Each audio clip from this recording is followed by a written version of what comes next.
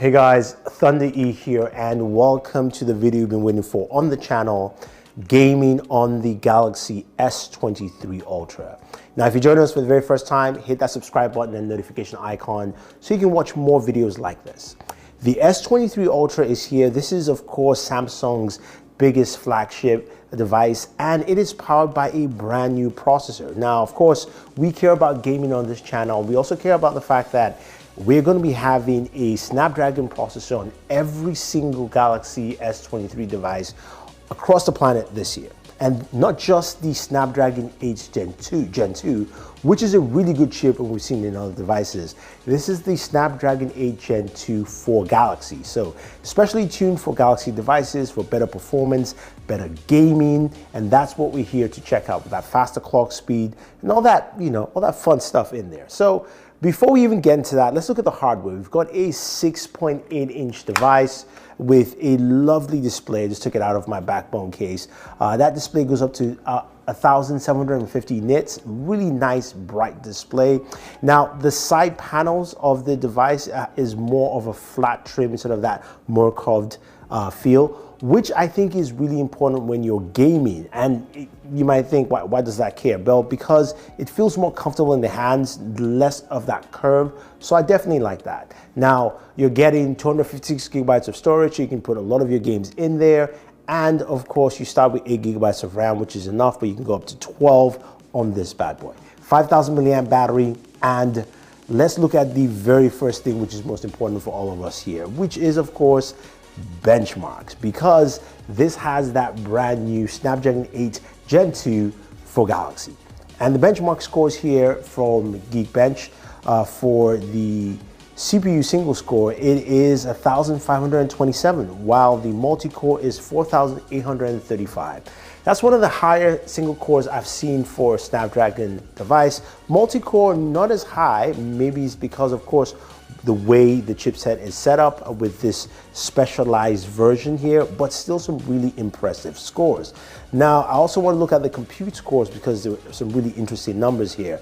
Vulkan, I got 10,348, so it's actually pretty solid overall. Now, you're thinking, look, okay, Thunder E, it's got some really great benchmarks. What about the games? As you know, we start off with our very first game, which is Call of Duty Mobile. And the reason we play Call of Duty Mobile is because it runs really well on a lot of devices, and it runs well here on the Galaxy S23 Ultra.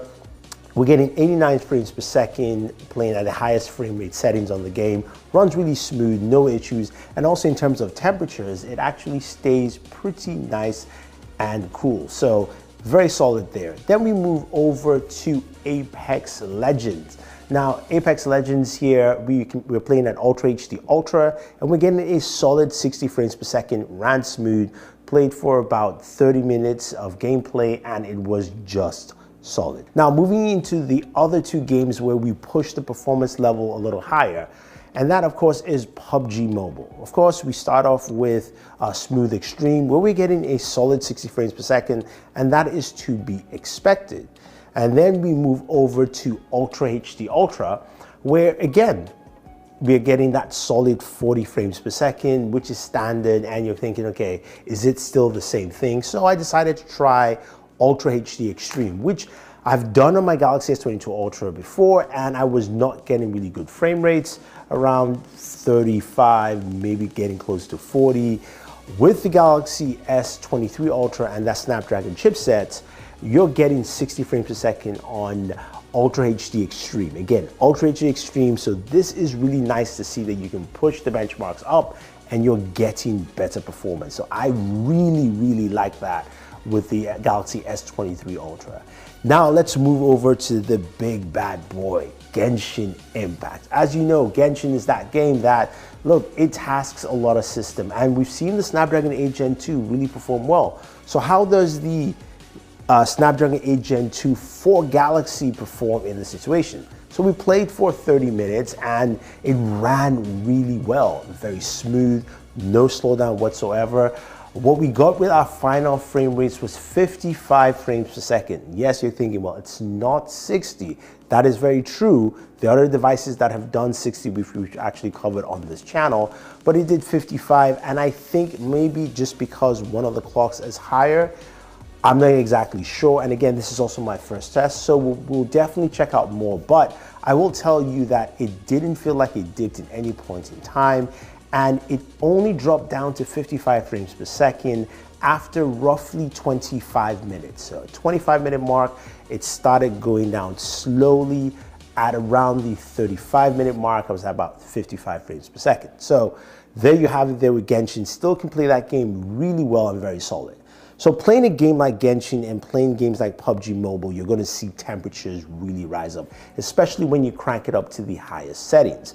And this is where the temperatures did go up on the Galaxy S23 Ultra. When playing PUBG at Ultra HD Ultra and playing for about 10 minutes multiplayer gameplay, I was getting temperatures closer to around 104 degrees.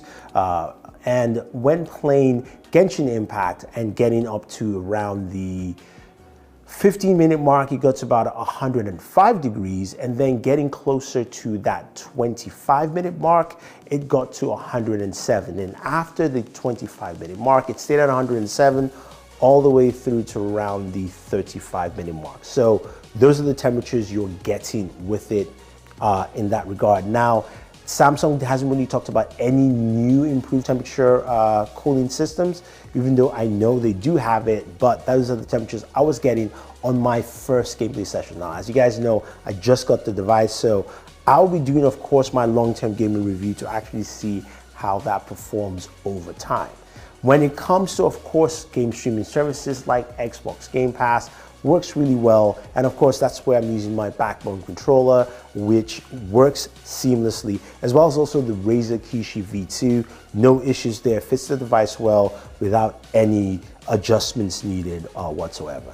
Now, some of you are going to be asking me, Thunder E, what about battery life? Well, this is something that I can't give you a full reading because I've only had the device at this point for roughly a day and a half. When this video post is pretty much 2 days, so you're not going to be getting a good battery life judgment, but I can tell you for roughly around an hour of gameplay, I was getting about 15% battery loss. So that actually is pretty good in terms of gameplay session. Now, this is a mixture, of course, lighter games like Call of Duty Mobile and Apex, some PUBG Mobile, and then of course some Genshin Impact. So far, battery has been good.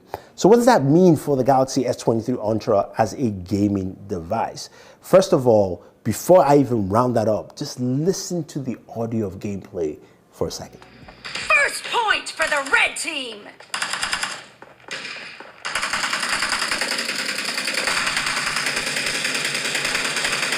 Now, when you put that in mind with the audio and the mix, this is a very, very solid gaming device. A couple of things come into mind because, number one, it can actually handle the games pretty well. You see how I handle with Genshin, all the way down to, of course, Call of Duty Mobile and your game streaming services. Yes, it handles emulators well. I just didn't have enough time to showcase it here. I will showcase it on Board Gamer, so take a look at it there, as well as also the really good speakers we have this time with Dolby Atmos for gaming. Really gives much more supreme feel. 120 hertz on the display, as well as also just the vibrancy you're getting in total. So you're getting a full-fledged gaming experience, and dare I say, this might set that template for the best gaming phone of the year. Just putting it out there. Now, let me know your thoughts, guys. You've seen the numbers, you've seen the benchmark, you've seen the gameplay.